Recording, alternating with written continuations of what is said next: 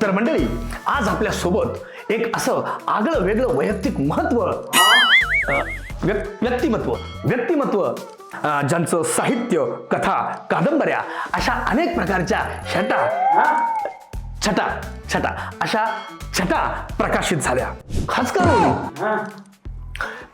खास करून त्यांच्या भयकथा खूप प्रसिद्ध आहेत. असे प्रसिद्ध लेखक फाटे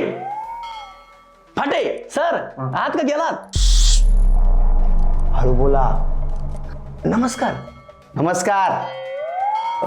तर सर, सर्वप्रथम मला सांगा, या मंचावर येऊन आपल्याला कसं वाटतंय? भीती, एक भयान भीती.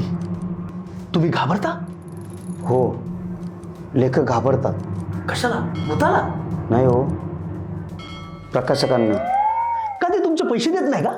नाही हो, ते माझं लिखाणच घेत नाही.